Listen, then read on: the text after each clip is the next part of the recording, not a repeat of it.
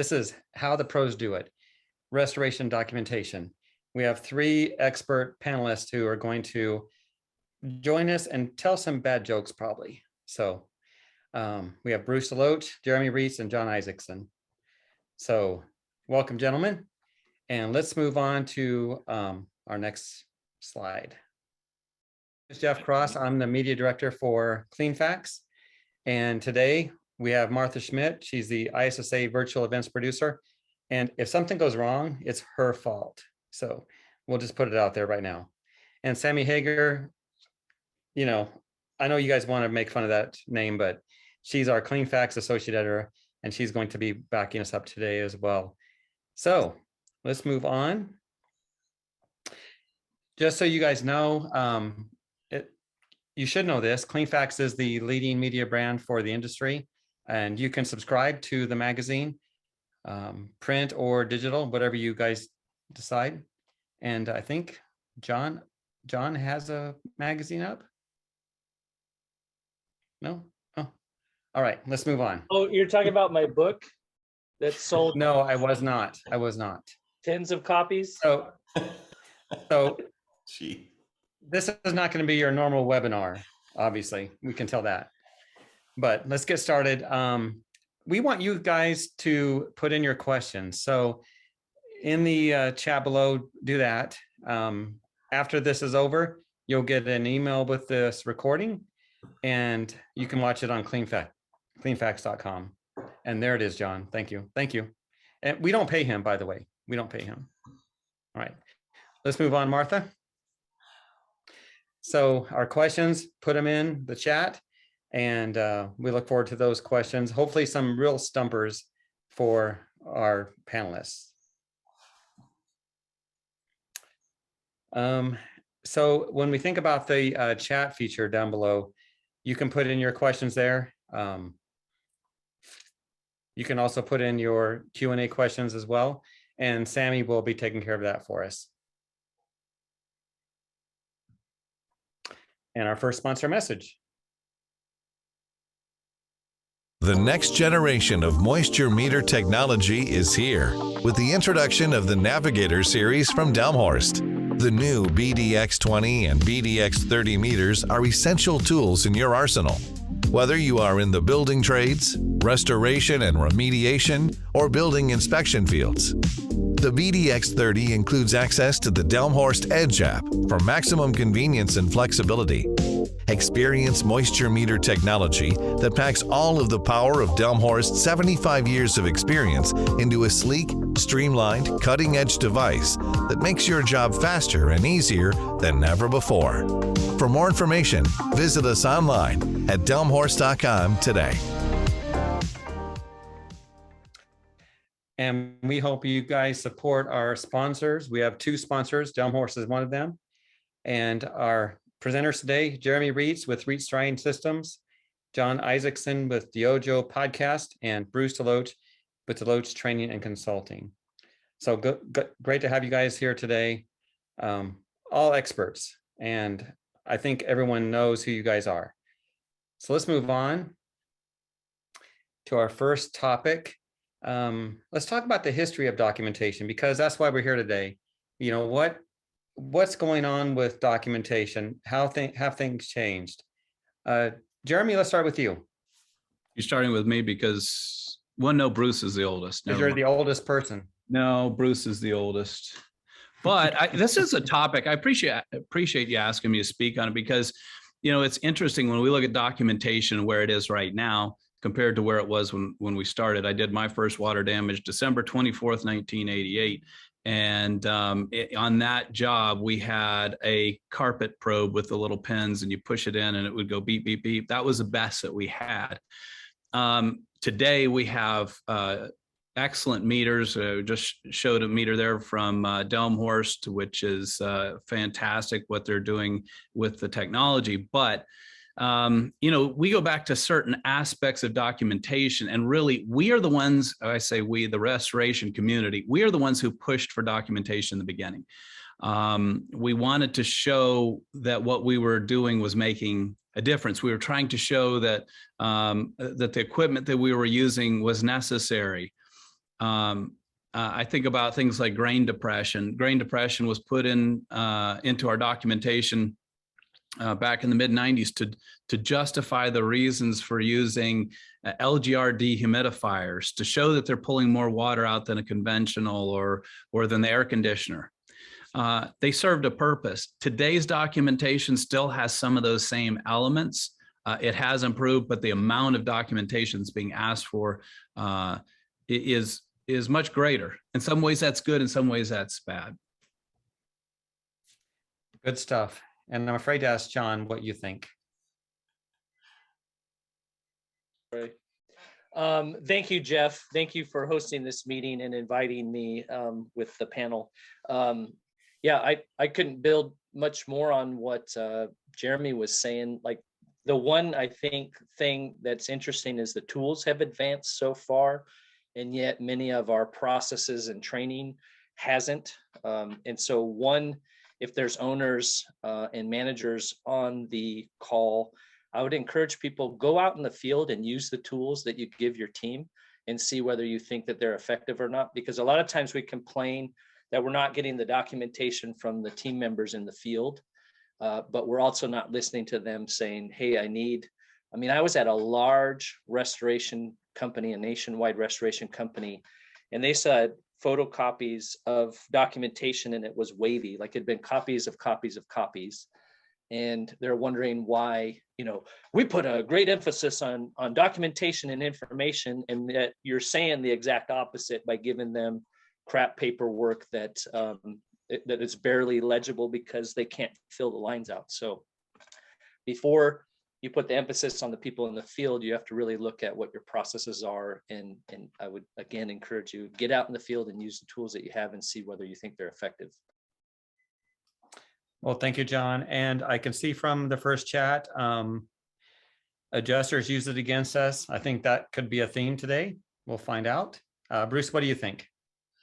From how far we've come, of course, the equipment that we have available is much more technically advanced too. So, for example, just understanding the limitations of our capture devices, such as our thermal hygrometers, and then looking at what some of the manufacturers are doing to give us good information as to what's actually happening with our restoration equipment. And then, for instance, I hope it's okay to say a brand, but for instance, Phoenix, some of their new dehumidifiers give us input and output readings and can send that wirelessly to devices and create all kinds of graphs and charts that show the effectiveness of the drying system. So we have come a long way. And in some ways, my friend Mickey Lee, whom all of you know, he contends that this new abilities that we have could be dumbing down our work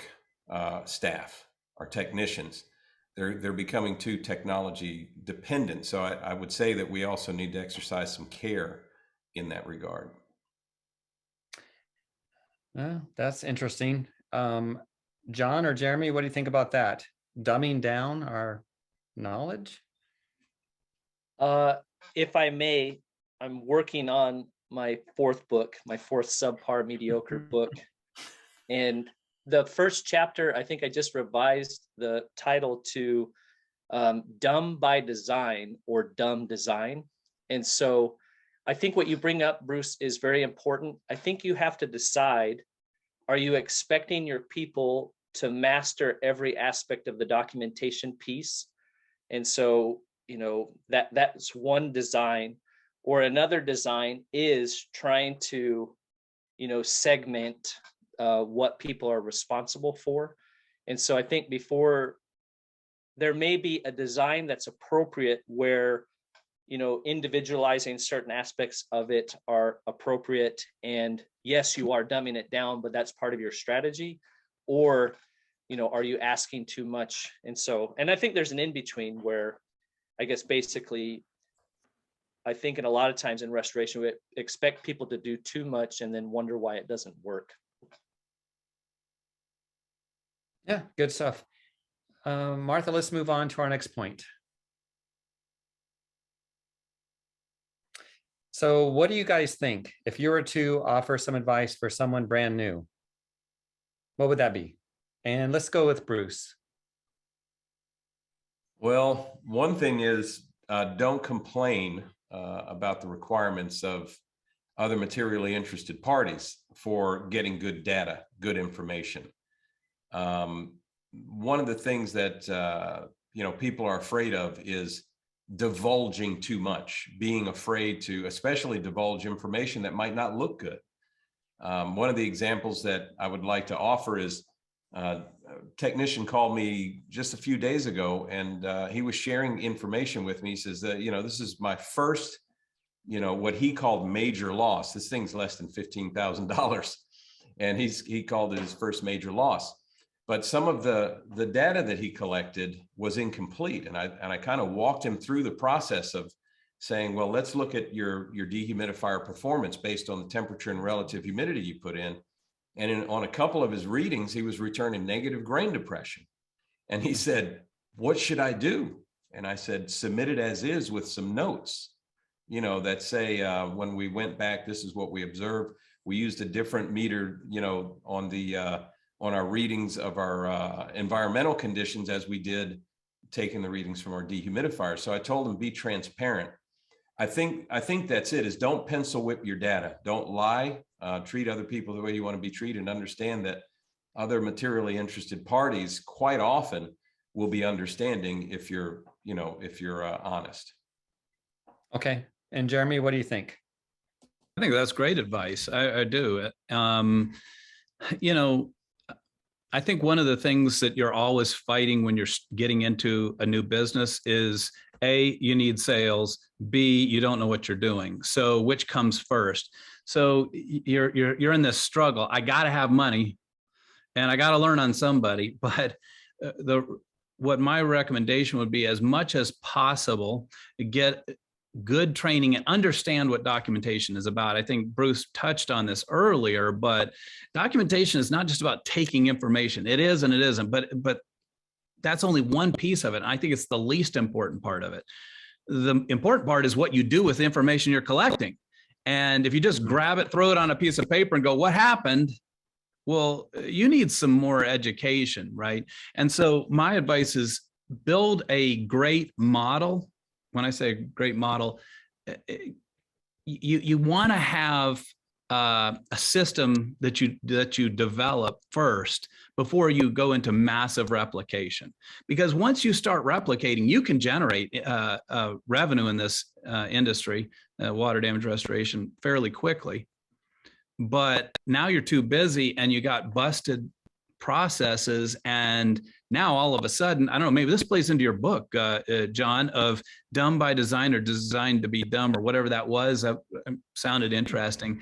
But build the right process first, and don't go out and buy mitigation or documentation software and think that's going to walk you through it. That is not the answer. You've got to understand it here first. So that's my best advice.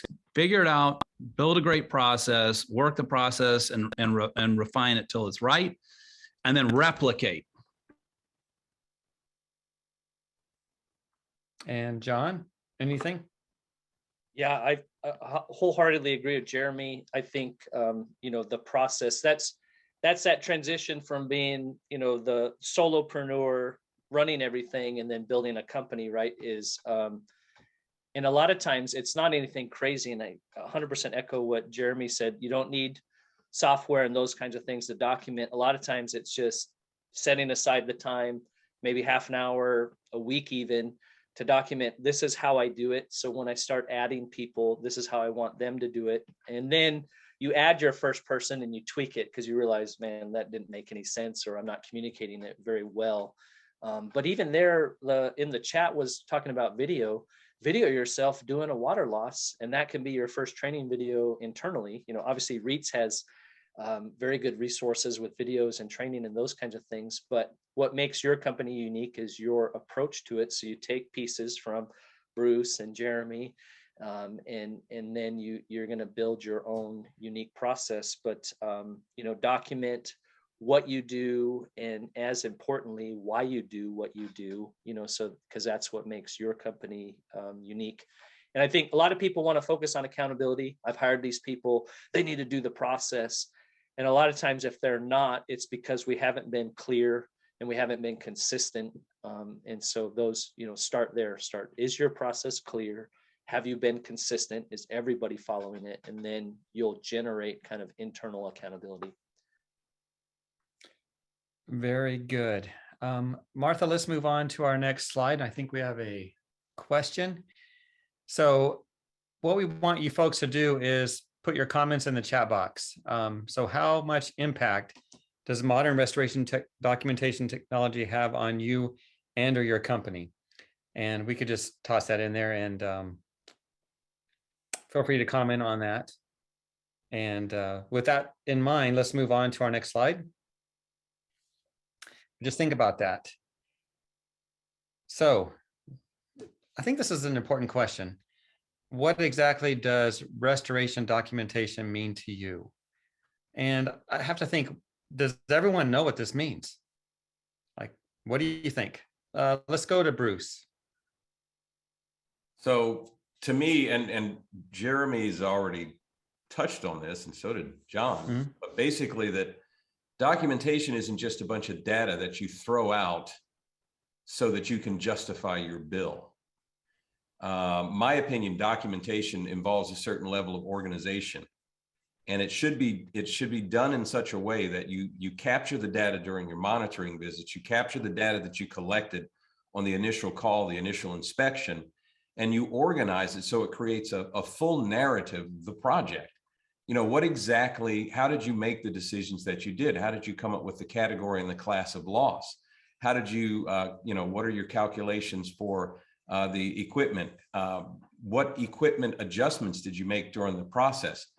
You should include photographs, humidity logs, moisture logs, so that you can create a complete picture of what happened, so that someone who wasn't even there, who never set foot on the project, can get a complete feel for everything that the restorer experienced and the decisions that were made based on those experiences. You should make it so that they can fully understand every aspect of the project without, again, having actually been there and experienced it. Okay, so isn't the big picture about making the insurance companies happy? Is that it? Jeremy? Yeah, I'm gonna defer the answer to that one.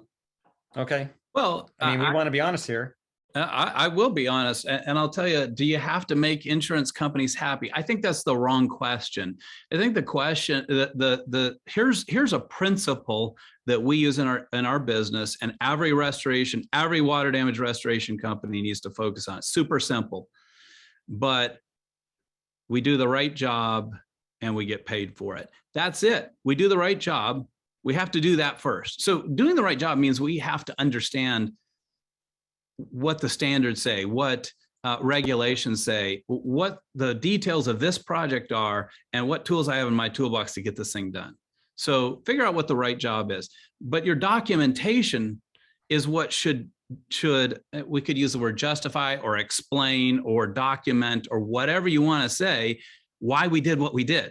So you can fill in the blanks, check off all the boxes, got my 5 psychrometric readings, I got my moisture points and so forth, and absolutely have useless information, or you got information overload. If I were to show you one of our documentation sheets, it's a huge spreadsheet with hundreds of cells in it. Hand that to somebody. What are they going to do with that? Nothing. They have no idea what you've just presented them with. I could explain it to them, but if I don't, I haven't fulfilled that principle that we have in our business, that we do the right job and then we get paid for it. And when I say we get paid for it, it's my responsibility through documentation to share why we did what we did and why what we did was the right thing to do. And if you can do that, that's documentation. You've told the story, but it needs to be a story that is easy to understand, not just a bunch of random facts.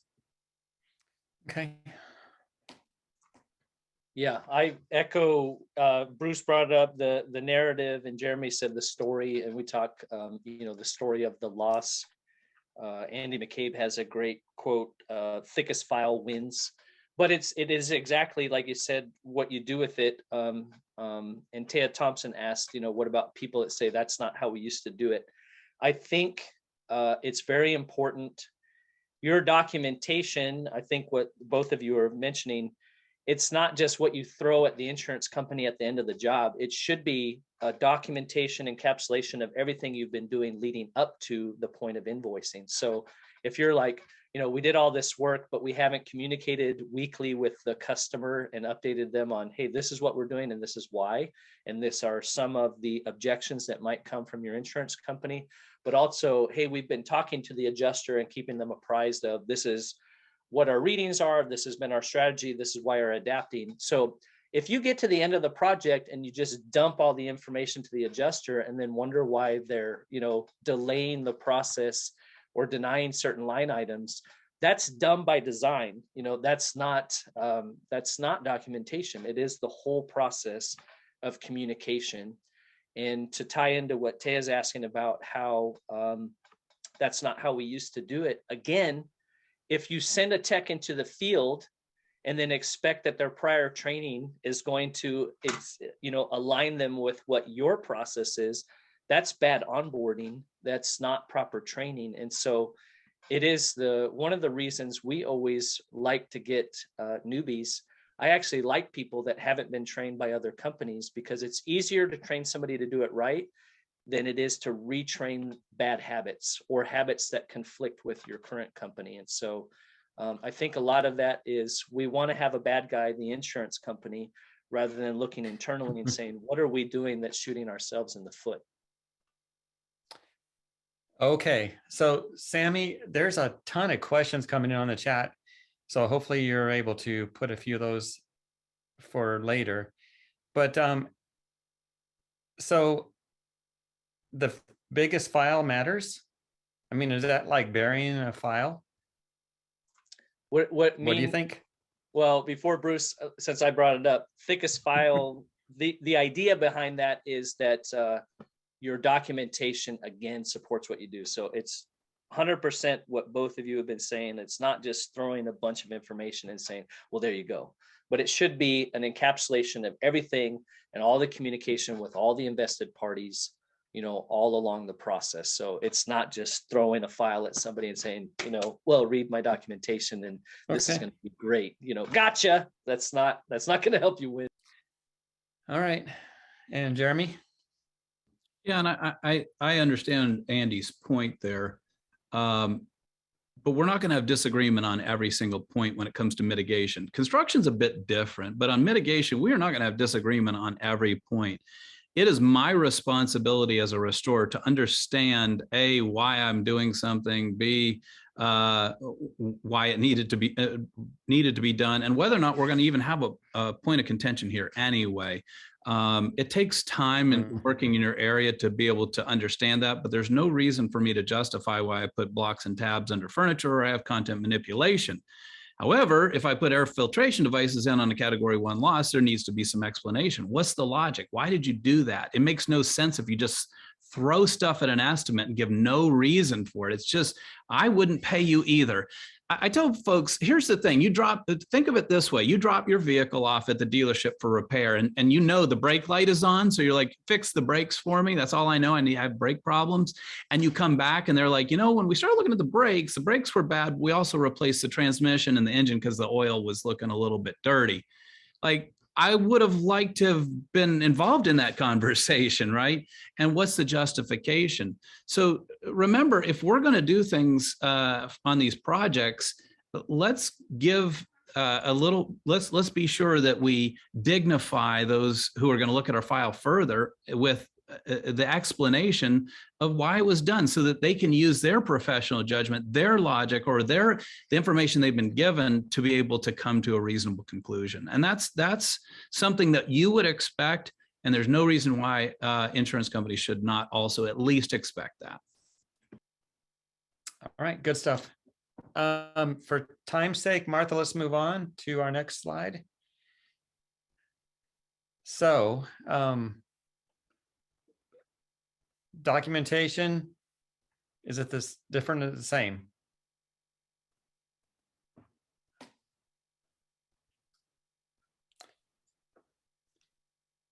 So what do you think? Bruce? Well, I was just going to say monitoring should be done because it's basically collecting data.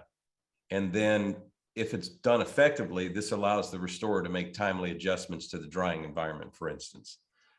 So that's monitoring. Monitoring, it should be, recorded so that we can look back at the decisions that were made. And you can even go back and do what, you can refer to as a post-mortem on the project.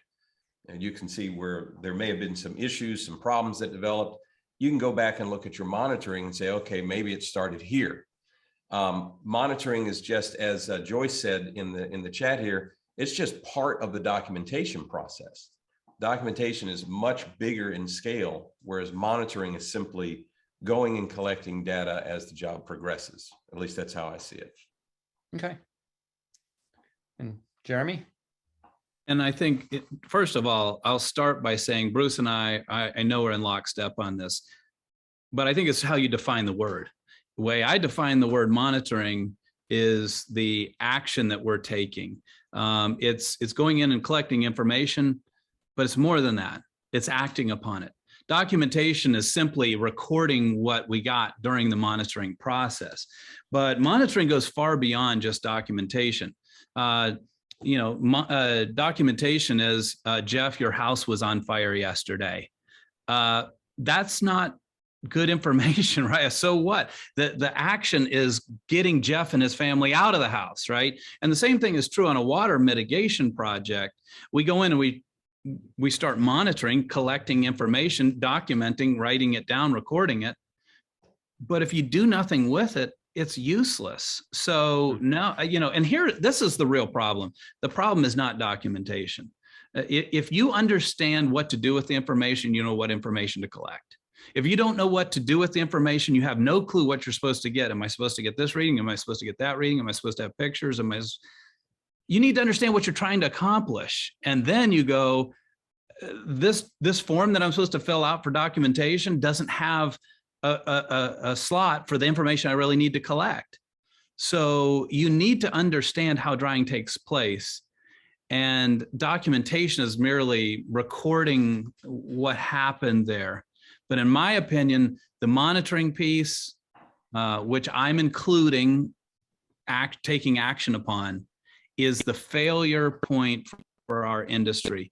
I think Bruce talked about this earlier, dumbing everything down, just fill in a blank. And it's true, but that's what's happening everywhere. High turnover, low rates of education. One of the people, I think it was actually Stuart, but looked at Taya or something. Anyway, Stuart was saying, we don't need to get all this information because we didn't get it before. The problem is not whether or not they understand what they should be collecting. They have no clue what they're supposed to be doing. And there is the problem. So I think problems in documentation are symptoms of the real problem, which is a lack of education, a lack of understanding what this stuff means. Yeah, I think G. Johnson asked, I'm just getting started out. So welcome to the restoration industry, baptism by fire. But I love what you said, Jeremy. If you understand what you are doing with the documentation, you know what to collect. And so if you're starting out, especially on the MIT side, IICRC S500, WRT training with Bruce or with Jeremy is a great place to start because that gives you the background.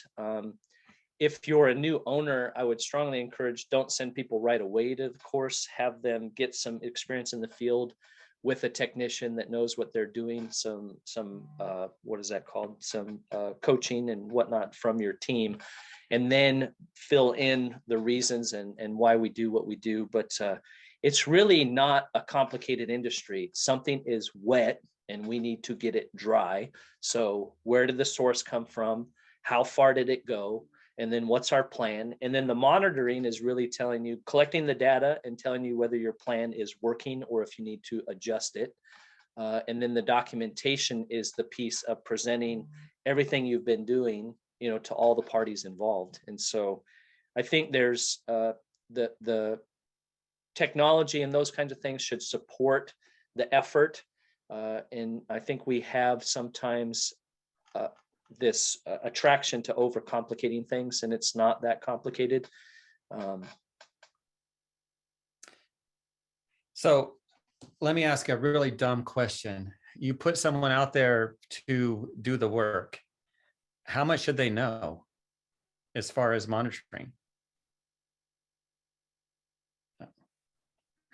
Like, does the WRT handle that, Jeremy? Well, WRT is designed to give you exposure to the information that you need to use. But it's sort of like, we've all gone on to YouTube and tried to figure out how to fix the vacuum cleaner. I put my vacuum cleaner in there. It tells me exactly what the problem is and how to fix it. And there's a guy that does it. And it's like, man, his vacuum works now. So you put your phone back in your pocket and you go to try it and you go, I got to get the phone back out because I missed, I don't even remember all the steps. And then you go through step by step by step. So is WRT or other training programs, are they essential? Absolutely. Because if you didn't have the YouTube video and you just started ripping into the vacuum, you'd have a broken vacuum. But you can't have just the training without getting in, using that information, putting it into application. This is a trade, and just like any trade, to be a tradesman, you have to have more than a book. But you do have to have the book initially. So, that's what WRT, ASD, they're designed to put you on the right path. And they absolutely do that. But then when people get back to the field, they have to put that into application, and that requires continuous education. You can't just shoot it at somebody one time and hope they got everything and be disappointed when they forgot things. We just don't learn that way. You need continuous education. No, I love that. I love that. Bruce or John? What comes to mind with me is just kind of piggyback, and I'm going to keep it short and sweet. The WRT teaches you the principles so that you can understand what's happening on a project, what makes materials dry, how water moves through buildings, what are the basics of how your equipment works. So the technician walks away with that understanding. And then there needs to be some kind of a connection between what they're doing in the field and what they're monitoring is the information they're monitoring is giving them. I find that if from a training perspective, there needs to be in-house training like Jeremy's talking about, but I also think attending a course like applied structural drawing, attending a course like commercial drawing specialist, I think those are two that really help to dig in and help people figure out what to do with that data they're collecting. So it is an ongoing education thing. Good stuff. So Martha, let's move on to our next slide. And this is kind of a tough question. What type of restoration documentation tools or software do you use? So this is the opportunity to put in what you think. What works for you. And let's move on. So what do you guys think? Without mentioning products, we want to keep this editorial, but what makes a good tool or software option?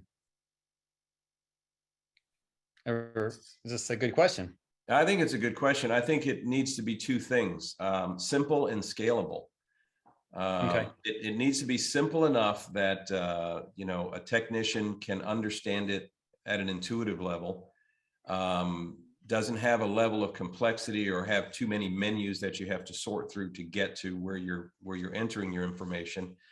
And then it needs to be scalable so that you can use it on those smaller projects. But as your business gets more complex, you have more people, that it can be used, on larger projects and by multiple technicians and accessible by multiple individuals. So those are the two things I think are most important. Okay. Jeremy? I'm gonna try to say something without being ugly. Um, so here's the thing: software should take what you already know and do and make it easier. Unfortunately, there's not a single software product on the market that makes what we do easier.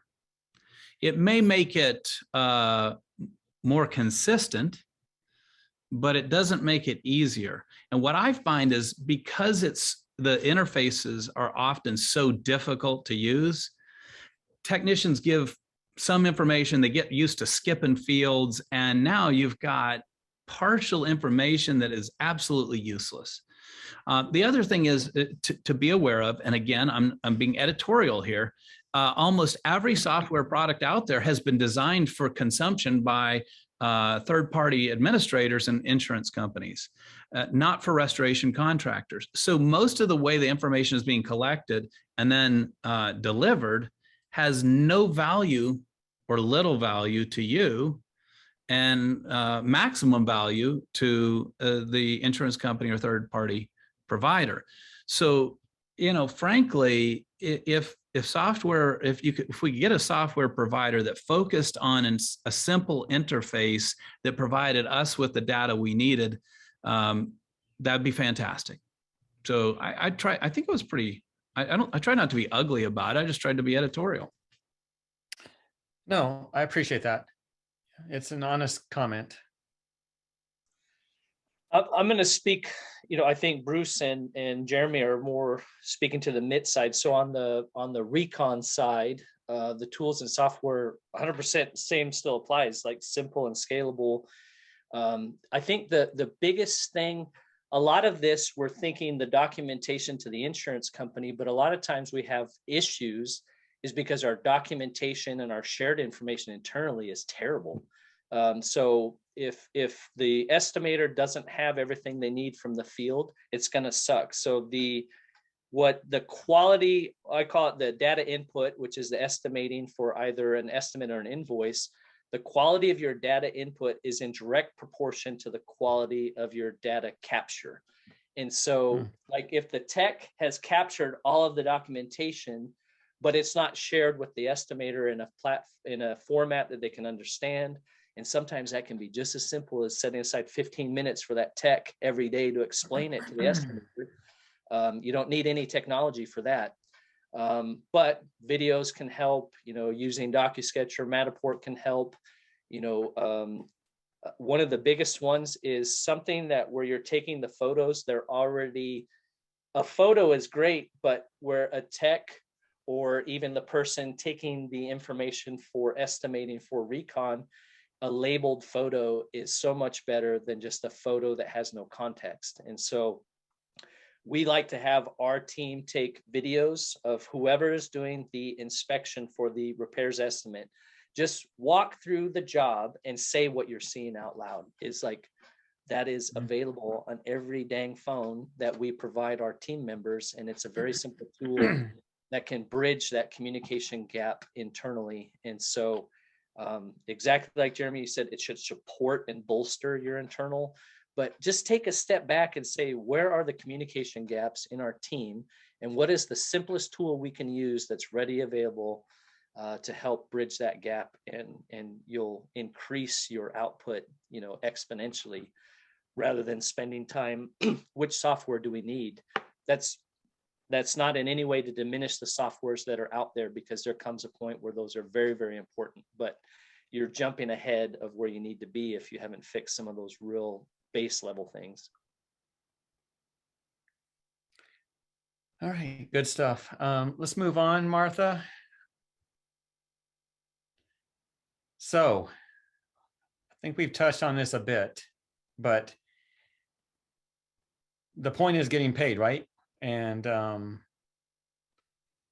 working with insurance companies. Let me ask this question.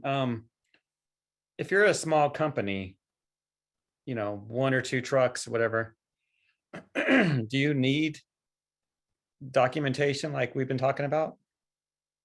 Can you compete, Jeremy? Only if you need money. Okay, explain. Well, okay, just randomly select any estimate and look at it. A series of line items, it's all there. You think you're going to get paid for that? I wouldn't pay you for it because I have no idea why you did it. It makes no sense. You just did a lot of stuff that you found in Xactimate. So if you want to get paid for it, Okay. you got to be able to document properly, and your documentation should be supportive. Well, maybe it's in reverse order. Your documentation should show the information you collected that led you to the decisions that you made. Well, and even take insurance out of it, right? Exactly like Jeremy's saying. Can your customer understand what the heck you did and why your prices are priced? So if you, again, if you're waiting to the end of the job to say, here's what we did and here's our price, shocking that, there's going to be conflict, right? So you need to communicate. Documentation is not just the file that you throw at them at the end and say, well, your insurance company is going to hate this and good luck. If you're not communicating all through the process so your customer is on board with what you're doing, why you're doing it, and why the charges are the way they are. And then God forbid you reach out to an adjuster. I will say there are times and there's companies where the adjusters don't answer your call, right? So, but you've documented it in an email. I've reached out to your adjuster, you customer are CC'd on it. And especially if you're on a larger commercial loss, here's all the invested parties. We've had meetings once a week to document why we're doing what we're doing. And that's true for MIT or Recon. And so here is the documentation that presents, hey, all the invested parties have been on board. The adjuster has not been responsive, but it's not for a lack of trying on our end to be very transparent. So again, if you're waiting till the end, throwing all this documentation on and saying, well, why are they objecting? You're the issue, not the insurance company. Keep it going, keep it transparent, and then document all those conversations. Great point, John, because you're right. A lot of times when I'm called in and a company is having their bill slashed, and I'm talking 30, 40, 50,000 bucks or more, they have to go back and forensically rebuild all of those emails, all of those contacts. They have to, it is so painful. So they're spending, I may spend 30 hours. They've got to spend 3 times that to go back and rebuild this. What's the value of your time? So when people say, and this is one of the things I love to say, you don't have enough time to do it right, but you always find enough time to do it again. And so, get it right the first time. Take your time and get that information. And by the way, if your people are so stretched and stressed that they can't gather the information and do proper documentation, then you need to hire more people or get better systems. Jeremy? I'm going to refine my original comment with a little more information, because it's hard to say, because here we're saying, oh, do better, do better, do better. Well, are you doing well enough with the documentation you have? I think that let me give you a little, I'm going to just reach up and grab this number out of the air and hand it to you.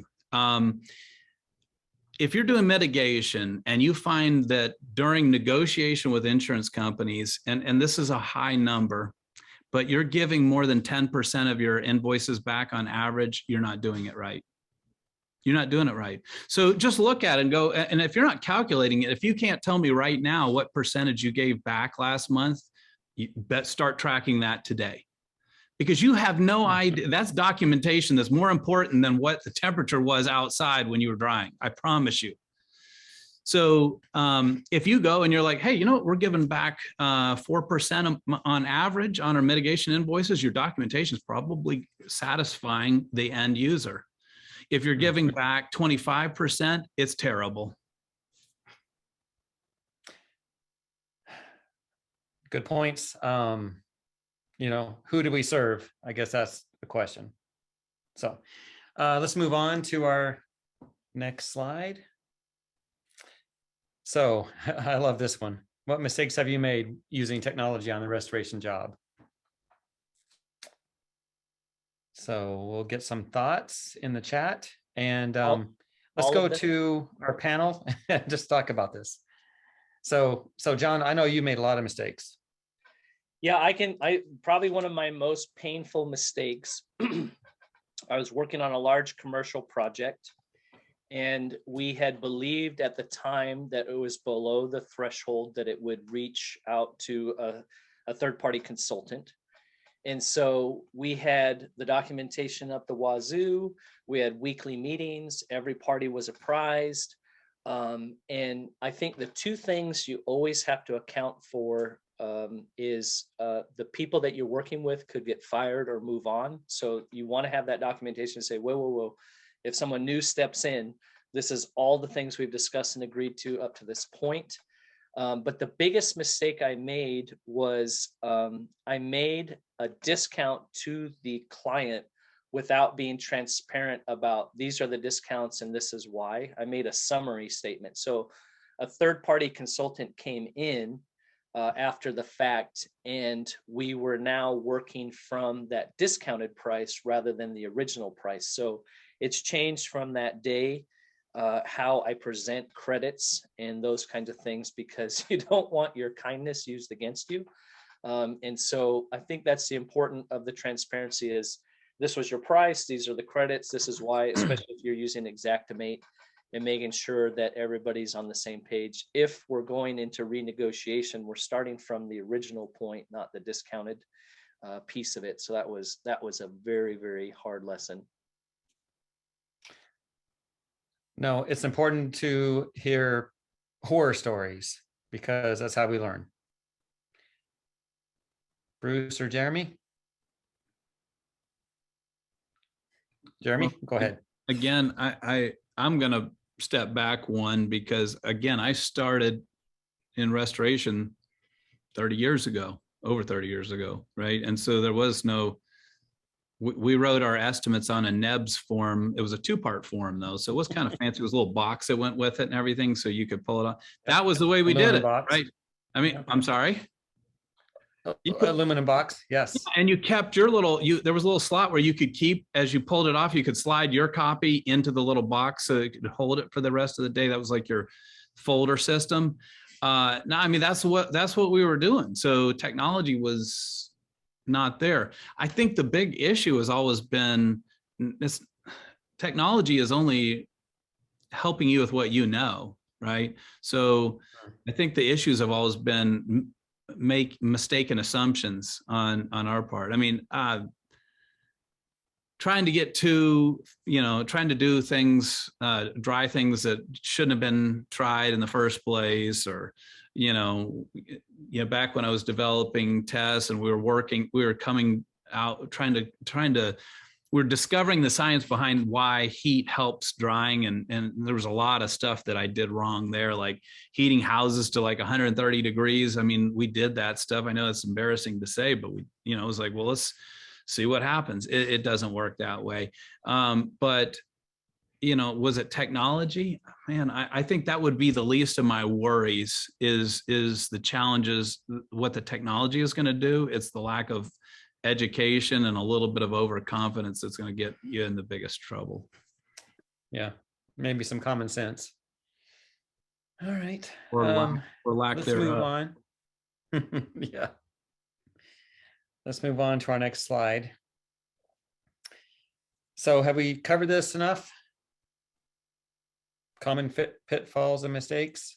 Well, the one thing that I would like to add, and I know that we did touch on it earlier, but if I could just say this, it is absolutely critical that when we think about the fact that you're going to be sending multiple individuals out in many cases, looking at different losses, all having their own, their own background, their own level of training, their own perspective of how they feel projects should go, and even their level of experience for larger or smaller projects, commercial, residential. So if you take all of those variables in to the individuals that you're sending out, I think it becomes crystal clear that you have to have a system for going and doing that initial inspection, so that you're gathering the most relevant data, not only to so that you know how to respond to the loss, what kind of equipment you need, how many people you're going to need if there's any logistical issues, but you also need to be able to collect the right information so that, again, anyone who is a materially interested party can look at that and actually get a feel for precisely what was going on that first day when you responded. Okay. Jeremy? And I'm going to give you a rant alert. The rant is coming right now. Sean Turner and Mark Coleman's comments are the ones who set me into the rant, so it's their fault. Sean, you're exactly right. Relying too much on software recommendations, and Mark asking who determines how much equipment to use.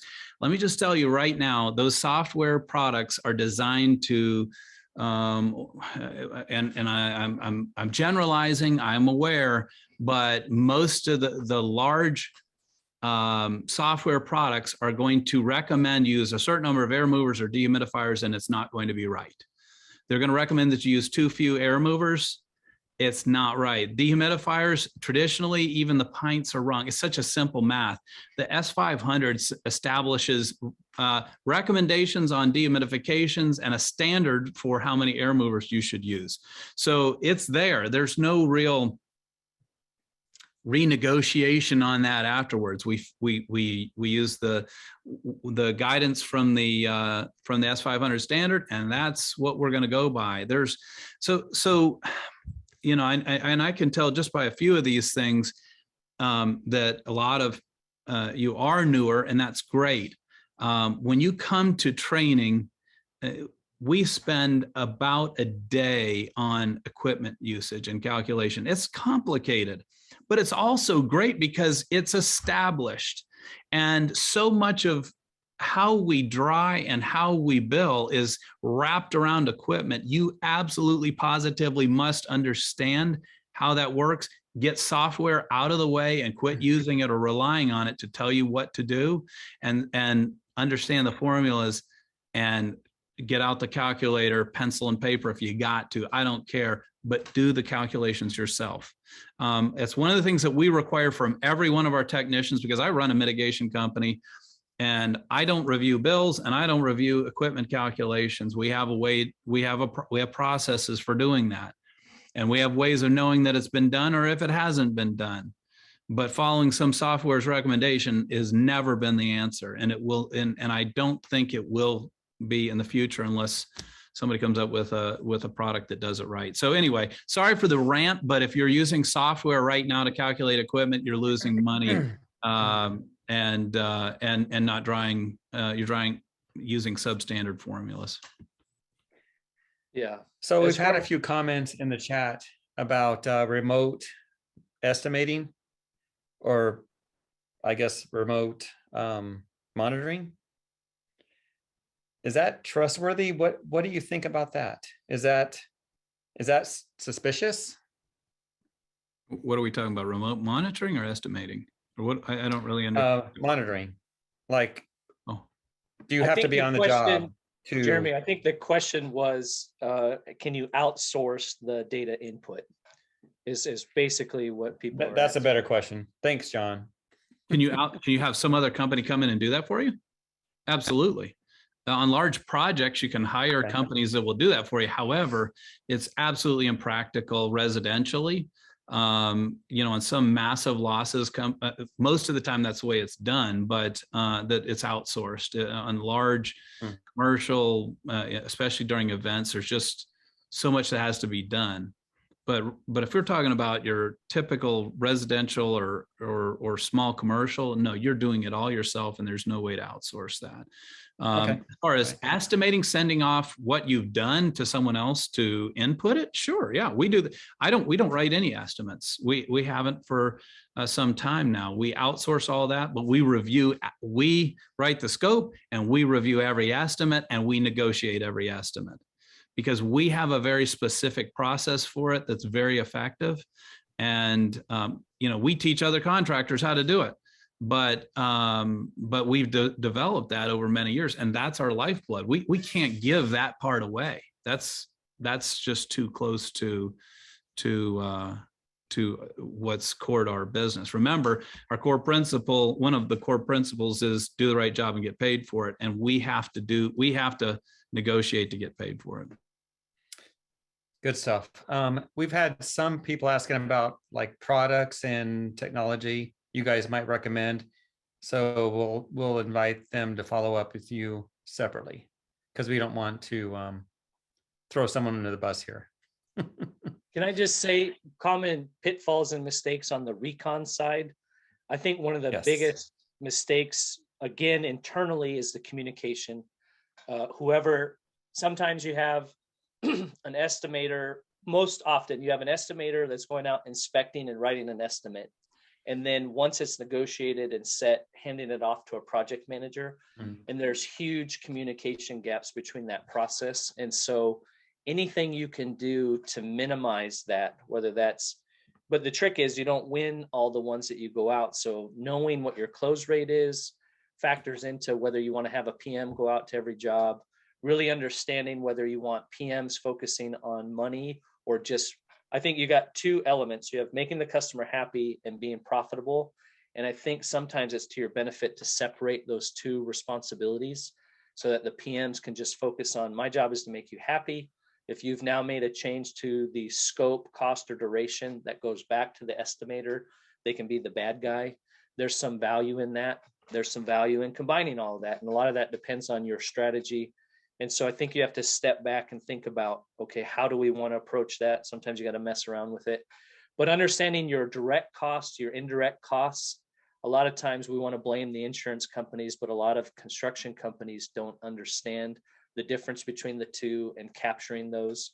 In particular, like things like supervisory labor, I would argue that's a direct cost, not an indirect cost. It should not be a part of your overhead. As far as like a project manager actually going to the job, meeting with the customer and setting those expectations. So there's some unique aspects that are different from mitigation. Sounds like a lot of people here are MIT companies or cleaning companies, but for the few that might be recon, I think those are some of the common ones. All right. So let's move on. Martha?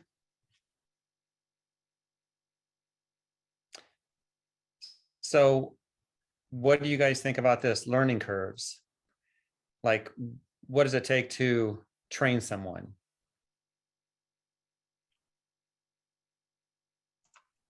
Jeremy?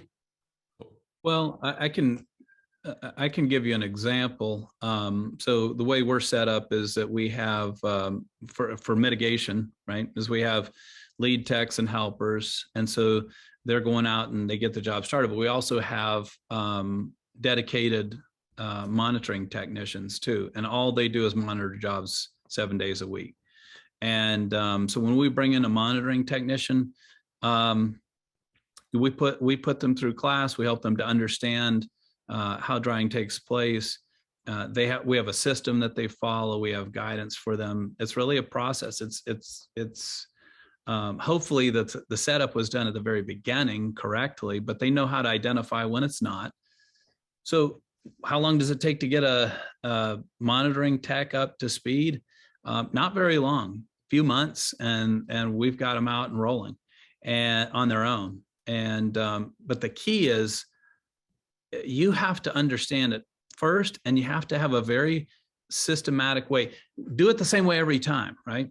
And I know that every project is different, but the way water is removed from buildings is the same every time.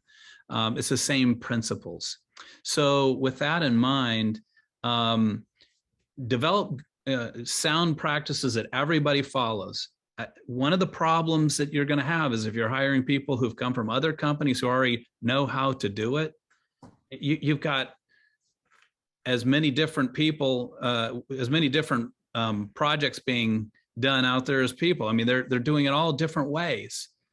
We don't hire people with experience, and that's just been the way we've done it all for the 52 years our company's been in business. We train them. Now, I know it's not practical for everybody, but that's the way we do it.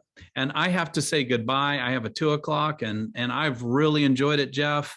I even enjoyed being here with Bruce. I mean, that was not a big problem for me. I thought it would be. And I But it think wasn't- John got bored with us. John was gone. He got Yeah. bored. John needed a snack. Speak for yourself, Jeremy. Speak for yourself. Well, you All may right. not feel the Bruce, same you want way, a final Bruce, word? but I gotta go. See you, Thank Jeremy. you. All right. Thanks so much. Thank Thank you. you all Thank for you. being here too, those online. And Jeremy, I'm going to put your cell number in the chat. No, just kidding. Ooh, you could put our website in the chat, but not my cell phone, please. All right. 911, just dial 911 and ask for me. We've got it. It's just organized. It's a call forwarding system we have. One thing right. I did want to add to the learning curve question is when people are learning something new, we have a tendency to throw everything at them. We have a tendency to take the entire process and teach them the whole process. And that's a huge mistake. What you have to do is break that system into manageable chunks. And until they learn how to do the one aspect of it, how do you fill in the original information? How do you take the initial readings and put them in? Until they can do those things, don't take them all the way down the path of creating the full documentation. I think that's the biggest thing. Put it in small, manageable chunks, and people can learn a lot if you can do that over time. You can shorten the learning curve. All right. Well, Sammy, are there any burning questions? Yes, there's actually quite a few. Right now, we just had a question that came in from John. I know that Jon Isaacson just answered it a little bit, but he asked, John. can I get a link to or somehow get recorded copy for internal training discussions? This is from John Fields to the hosts and panelists. Yes. So everyone on this webinar will get a recording of this for Terrific. free. For free. Awesome. Another question that we had came from, I believe, Tawanya Taylor. She asked, is it best for the restoration company to start off dealing with the insurance company or the homeowner? That's a strategy question. That's up to you how you position your company. Some companies will say that, like, we don't deal with your insurance company. Here's some information. Good luck. I don't personally recommend that. That's not been the way. I think the contractor serves. Well, we have to understand it's a triangle, to borrow a term from my good friend Pete Consigli, and it's the contractor, the consumer, and the adjuster or the carrier representative. And so I think understanding your role in it and what you do and don't do. But to that effect, though, like for us, if a customer is not willing to advocate for themselves, we're not going to push beyond what they're willing to do for themselves. And so I think there are times where it's appropriate to say, well, I guess you're going to get what you get. Please understand, this is what we recommend. So I think contractors can go too far in advocating, and you need to really understand your realm of expertise is the scope, based upon what you've observed of the source and the extent of damages. And the adjuster, their realm of responsibility and expertise is supposed to be the policy. So contractors shouldn't be diving into policy other than to say, this is how this normally goes. These are the expectations. And the customer has to advocate and educate themselves. And if you have a customer that's not willing to do that, you need to know that, especially on the mid side early on, to say, you know what, we're going to help you. We've helped you to this point, and maybe we don't go further. But definitely on the repair side, the best time to fire a customer is before the job even starts, if they're not going to advocate for themselves at all. Awesome. And then it looks like Vince Bush and G. Johnson had kind of similar questions in regards to, is there a process that you've seen kind of step by step for a newbie to follow? And then G. Johnson asks, I'm starting out way over my head. Any advice or direction for educational material would be greatly appreciated. Well, if you're just starting out, hopefully you have had the ability or the opportunity to take a WRT course. And hopefully the course that you took helped to open your mind to the processes and procedures that have to take place to successfully dry structures. And then I'm also hoping that you attend additional technical training, such as the Applied Structural Drying course and the Commercial Drying Specialist course. The reason is that those, at least the instructors that we work with and have worked with, they weave that into the process. and they tell you at what juncture you have to collect certain information, what your monitoring needs to look like, what kind of data is important, which type is extraneous and just going to be confusing. So I think that's a good starting point right there. And then to, to talk to your peers in the industry who are already doing what you do, maybe in other parts of the country, so you're not viewed as a competitor, and just examine the breadth and scope of what's available. I don't have any specific where I say, go do this or go to that, and you're going to get everything. I think it's going to be kind of more like going to a cafeteria. You're going to be picking and choosing the things that best fit your situation. Terrific. We also had in the Q&A, someone anonymously asked, can you show us an example of a bill that explains what you did and documents the changes you believe are thorough enough? That's probably a little bit out of the scope of this, but maybe even just describing what a standard bill might look like when it's thoroughly made. And before we do that, let's move on to our final sponsor message. Go on, Martha. There you go. In restoration, documentation is everything. When disaster strikes, proper documentation of the property and the actions taken by restorers provides the single source of truth, supporting homeowners and keeping restorers and carriers on the same page. Consistent documentation is critical for successful restorers, and consistency starts in the field. Encircle is the one app that eliminates pen and paper processes and replaces other digital tools with one easy-to-use solution. Let Encircle help you manage the documentation so you can focus on what really matters, helping your customers restore their lives after a disaster. And some 5,000 people will see this in the next few days. So, all right. You are So posting what was this the question, Sammy? What was that? You What are was the going to question? put this to YouTube then?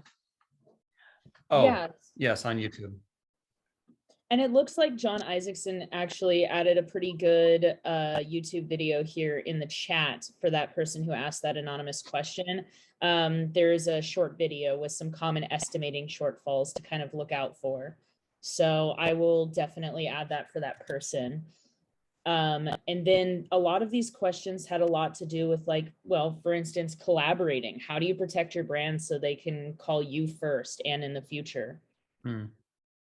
Well, I think one of the questions, one was a carpet cleaner and wanting to add water services. I would never discourage someone from doing that. But if you're excellent at carpet cleaning, most restoration companies are good as carpet cleaning. So there may be a real opportunity for you to expand your services with minimal output of resources by just going to local contractors and mitigation contractors and say, let me do your final cleans.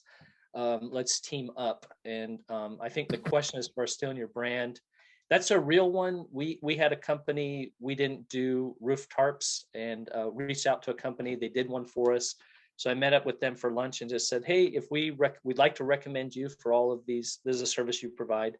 And I just want some assurance that you won't go in behind us and try to, because they also did construction, try to sell the service that we referred you to.